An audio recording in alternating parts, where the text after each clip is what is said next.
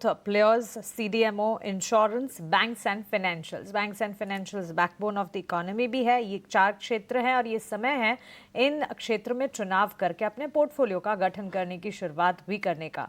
अभय, लेकिन कुछ और प्लेयर्स पर, कुछ और सेक्टर्स पर अगर डीप डाइव एनालिसिस करें और पीएसयू बास्केट की अगर बात करें, डिफेंस क्षेत्र की बात करें, रेलवे स्टॉक्स की बात करें, सरकारी कंपनियों की बात करें, ये वही क्षेत्र है जिस पर हम बातचीत भी करते थे और ये वही सेक्टर्स हैं जहां से करेक्शन की इनफैक्ट शुरुआत हुई थी।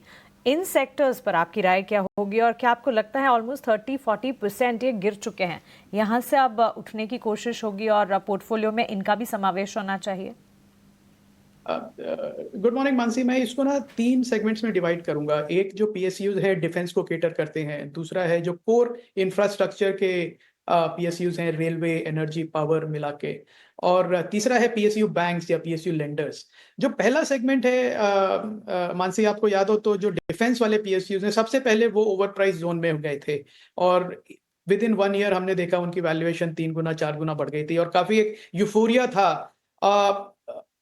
उनका ग्रोथ प्रोस्पेक्ट्स कम नहीं हुए हैं मानसी, बल्कि मैं तो कहूंगा कि बढ़े हैं। जिस तरह से गवर्नमेंट का फोकस है domestic manufacturing of basic defence equipment का, तो एक्चुअली जो लिस्टेड डिफेंस कंपनीज हैं पीएसयूज, उनका बिजनेस इंप्रूव हुआ है, वैल्यूएशंस कम हुए हैं। तो अभी भी ट्रेडिशनल बेसिस पे देखें तो ये वो महंगे लगेंगे क्योंकि अभी भी 30 टाइम, 35 टाइम, 40 टाइम के पी मल्टीपल पे चल रहे हैं। पर मुझे फ्रैंकली लगता है कि ये एक बाय जोन में है। जो पीएसयू डिफेंस स्टॉक्स हैं, एक बड़ा 5-10 साल का लंबा रनवे ऑफ ग्रोथ है उनके पास, और जो काफी स्केलेबिलिटी की जो चैलेंजेस हैं वो भी है वो मीट कर रहे हैं। तो मुझे लगता है डिफेंस पीएसयूज में एक डेफिनेटली अट्रैक्टिव अपॉर्चुनिटी है। जो रेलवे और कोर सेक्टर वाले पीएसयूज हैं, मुझे लगता है उसमें थोड़ी करेक्शन की गुंजाइश अभी भी है, क्योंकि जो कैपेक्स और बैलेंस शीट स्ट्रेंथ उनको चाहिए वो अभी वो डेवलप कर रहे हैं।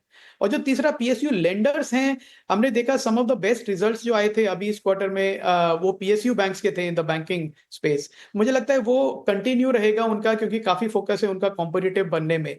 तो पीएसयू बैंक्स और डिफेंस पीएसयू में मुझे लगता है एक अच्छी अपॉर्चुनिटी है जिसको इन्वेस्टर्स को निबल करना चाहिए। एक साथ जाके पूरा इन्वेस्ट नहीं कर देना चाहिए, बट ओवर नेक्स्ट 2 मंथ्स जहां जहां उनको अपॉर्चुनिटी दिखती है उसको ऐड करते रहना चाहिए अपने पोर्टफोलियो में।